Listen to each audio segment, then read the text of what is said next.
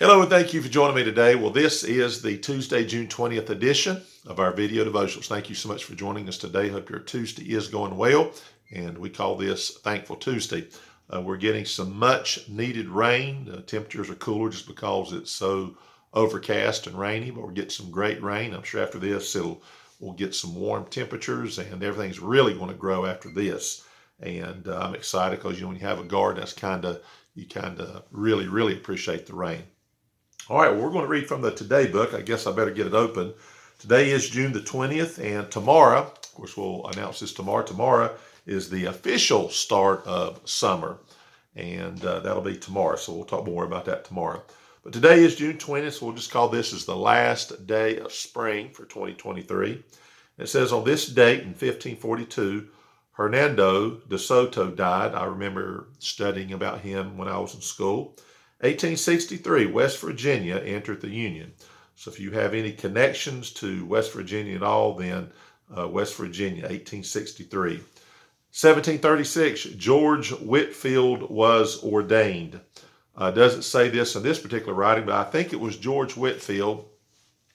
He preached over 3,500 times, "Ye must be born again." And someone asked him one day, they said, "Why do you preach that particular sermon so much?"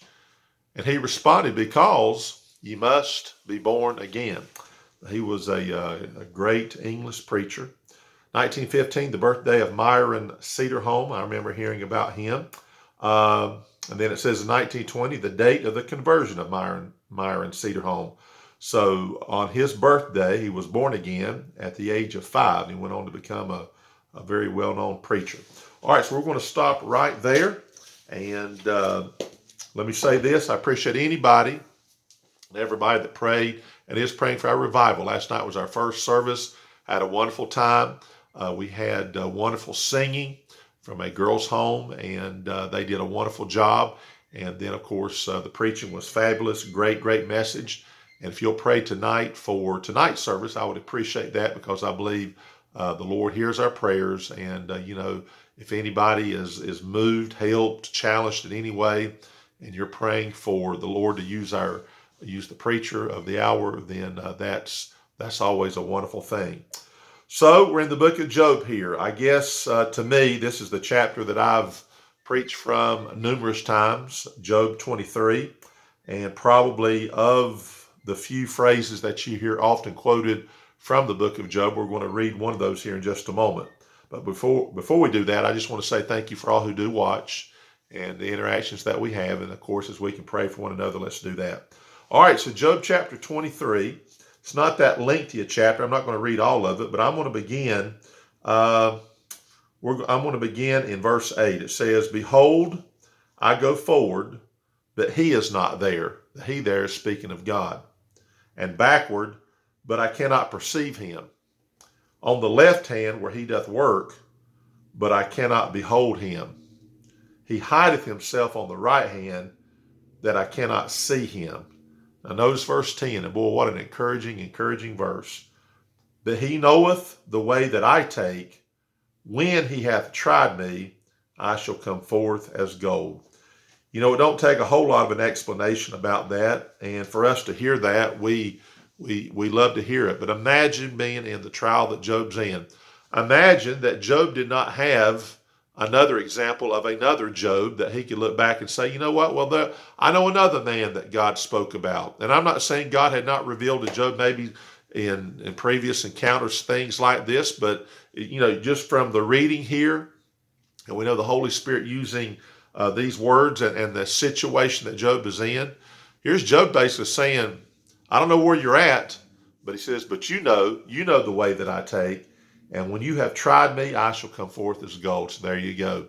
So no matter what you go through as God's child, whatever God puts us through, allows us to go through, whatever it is, then you know what? We're going to come out better, because one, we're going to have more trust in God, and the people's going to see our example as we hold fast to our testimony and still claim God's goodness and God's faithfulness, which is what we need to do, and realize that at the end of this, no matter if the end is, in Job's case, Job still lived after the trial, many years. But sometimes, you may say, well, maybe this comes to fruition perhaps toward the end of my life. And that's a possibility. We don't know.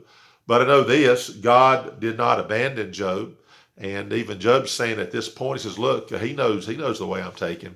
And when he hath tried me, he knew that whatever God was doing at this point, I'm going to come forth as gold. He didn't say I'll be rubbish. He didn't say I'll be burned up. I'll be useless. He says, I'll come forth as gold. So there you go. That's the encouraging words for today. So you hold fast to that because, God placed this person, Job, and his story in the Bible for a reason. Isn't it amazing that, the trial, of course, starts at the very front of the book, and then we've got 42 chapters. It's a lot of conversations between the friends and Job. And then, of course, God's going to step in. We'll get to that a little bit later, and he's going to speak.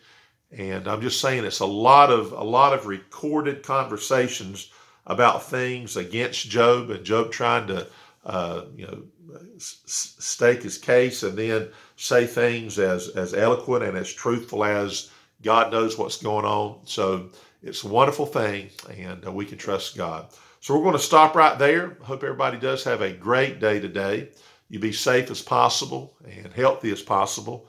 And Lord willing, we'll see you tomorrow on Winning Wednesday, and have a wonderful day.